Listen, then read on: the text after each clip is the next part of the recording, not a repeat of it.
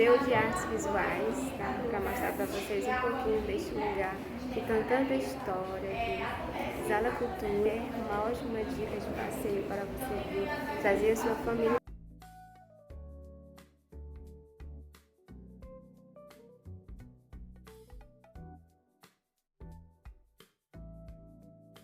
Jennifer e a Fabiola. Então nós somos as mediadoras aqui do museu. De primeiro, sejam bem-vindos ao nosso museu. Este é o nosso acervo fixo. Lá no primeiro andar a gente tem um espaço para exposição itinerante, que é onde as exposições geralmente ficam 3 meses ou menos que isso. Ficam esse tempo e depois vão embora. Aqui está a longo prazo. Então vocês vão conhecer este nosso momento, que é só neste andar aqui, em sentido quase um L, vocês vão conhecer. Então a gente fala sobre recortes sociais, que basicamente trazendo sempre uma crítica com todas essas temáticas. Então nós vamos falar sobre a temática do indígena, aqui a primeira ambientação, que seria a inserção do homem na natureza, segundo momento a inserção do homem na cidade. Aí a gente tem a temática do negro, a sala do negro, a sala do feminino, que é onde vai se discutir a mulher nas artes visuais como objeto ou como arte. A gente tem a sala do fantástico, que é onde se discute o que seria o belo e a desconstrução do que seria o belo envolvendo o surrealismo. E terminamos com a sala de crítica social, que é nosso encerramento com chave de ouro. Aqui a gente tem essas fotografias, que foram feitas por Justo Guajajara, que é um artista indígena. A gente vê 4 fotografias. Cada fotografia ela traz uma releitura do momento que aconteceu. Na época da pandemia, infelizmente, muitos deles acabaram morrendo por conta da falta da vacinação. Se vocês chegaram a ver isso no jornal. E aí traz um pouco sobre essa questão, uma questão que ele acabou falando sobre isso em uma entrevista que ele fez, que infelizmente isso acabou acontecendo. A gente também tem essa fotografia aqui, que é do ritual, que é o Mina Moça. Já ouviram falar sobre o ritual Mina Moça? Já ouviram falar? Não?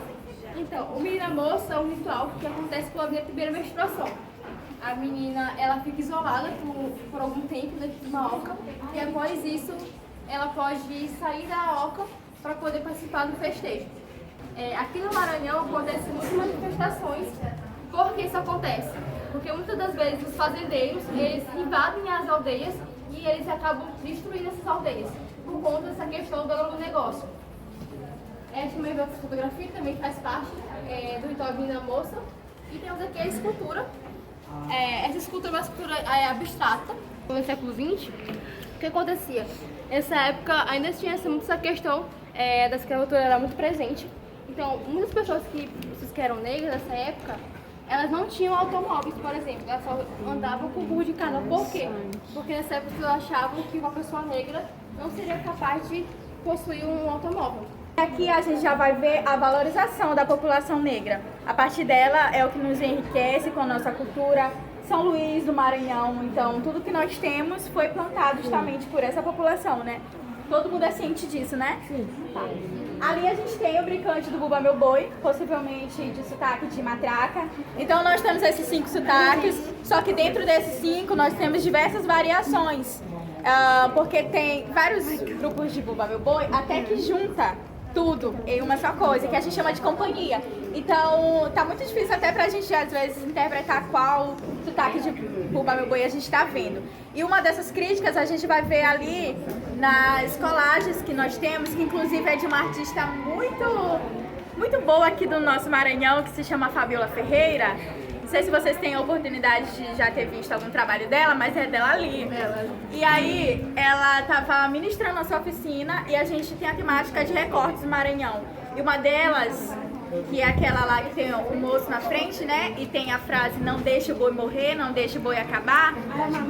É uma referência a uma música. Qual música é essa? Isso, que é de Alcione. Isso aí. E é uma crítica justamente ao Bumba Meu Boi, que tem se perdido as raízes de alguma forma.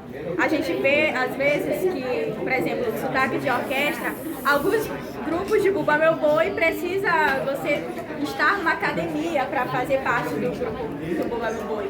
Então acredito que não seja isso os princípios de uma cultura, né? Então tem se perdido. Uma das críticas que nós tivemos foi aquela colagem ali. E aí, partindo para essa parede aqui, nós temos a primeira obra, que é da Praia da Raposa. Vocês conhecem a Raposa? Sim! A Grande Ilha. Aqui na Grande Ilha nós temos a Raposa, São Luís, Passo do Lumiar e São José de Ibamar, que compõem a Grande Ilha. E aqui, uma das atividades principais lá, né, da economia, é a pesca. E grande parte das mulheres também, né, que sustentam as famílias, às vezes mães solos, estão nesse processo, né, de receber a pesca ali e fazer o conceito. Aqui nós temos... Todos conseguem ver? Sim. Tá, nós temos aqui o bairro da Liberdade. Vocês conhecem? Sim. A Liberdade é o maior quilombo urbano que nós temos no Brasil. Até na América Latina, né? É o maior quilombo urbano que nós temos na América Latina.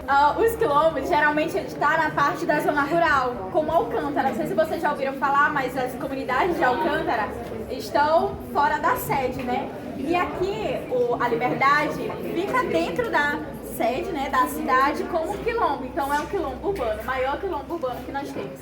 E a segunda maior favela do Brasil é a Liberdade também. E lá é um bairro super cultural, né, super rico dessa cultura. Lá tem o movimento do reggae, tem um tambor de crioula. E aqui a gente está vendo o quadro que está refletindo sobre a Rua do Fuxico, né? E também a prática de você sentar na porta e conversar com os vizinhos, conhecer os vizinhos que têm se perdido com a urbanização, com a tecnologia, com a segurança, né, de alguma forma. Muitas de nós não conhecemos nem nossos vizinhos e é uma prática que a gente vê mais no interior, né? Essa temática aqui é mulher na arte e no objeto. Então, gente, vou começar com essa pergunta. Porque aqui, esse museu, como é fácil de ser, ele foi notado que boa parte dos que nós temos aqui são feitas por homens, não por mulheres. Então a gente consegue ver aqui que a mulher dentro da arte é mais vista como se fosse um produto.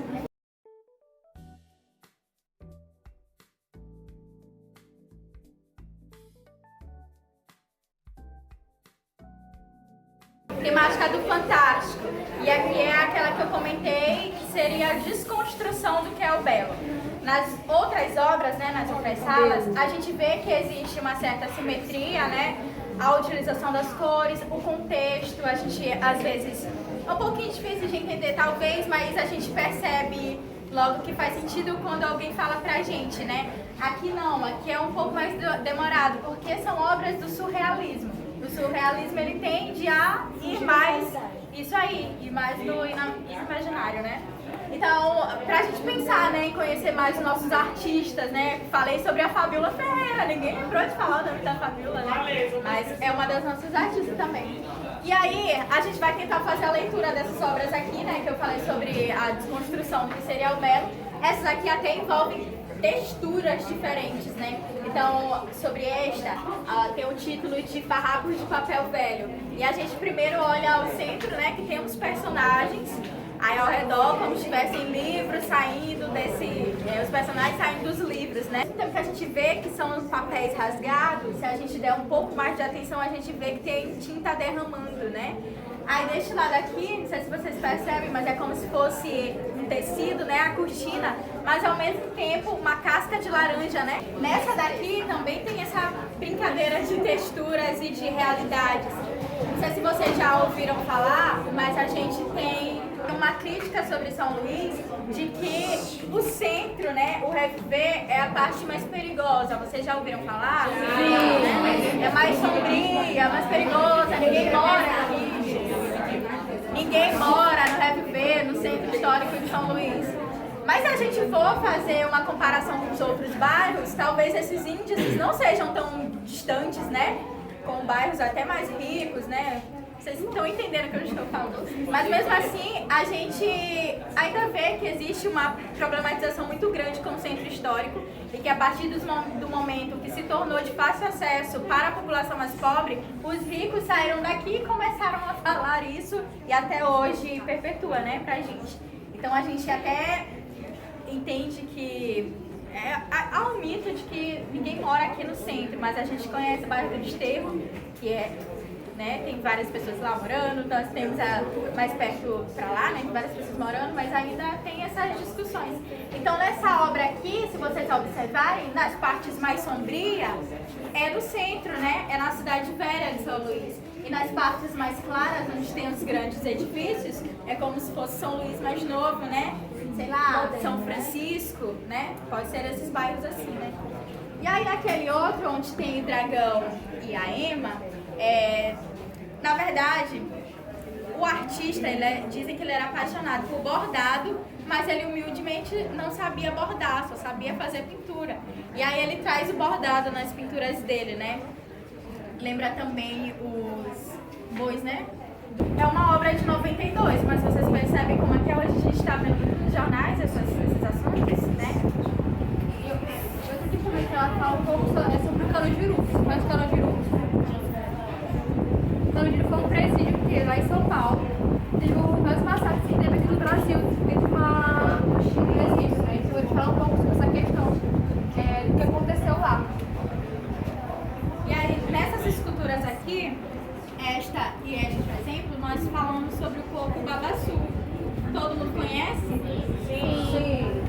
E essa aqui é a fava, né? Que é como se fosse um feijãozinho. Então, de uma forma bem ampliada, ali a parte de dentro, com as amêndoas aparecendo. E aqui na parte de fora, coco babaçu. A casca dele é a melhor alternativa para se fazer carvão, né? Então a gente usufrui bastante dele, até pode. E vocês poderiam agora falar para mim quem são as pessoas que estão nesse trabalho?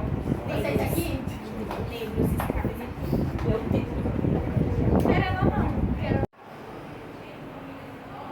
Olha, aqui tem um elevador, né? Preferencial para gestantes, pessoas com crianças no colo, idosos acima de 60 anos, portadores de necessidades especiais e deficiência especial. Tá? Este aqui. E esse foi o vídeo de hoje. Espero que vocês tenham gostado. Que venham, se sintam convidados a participar, né?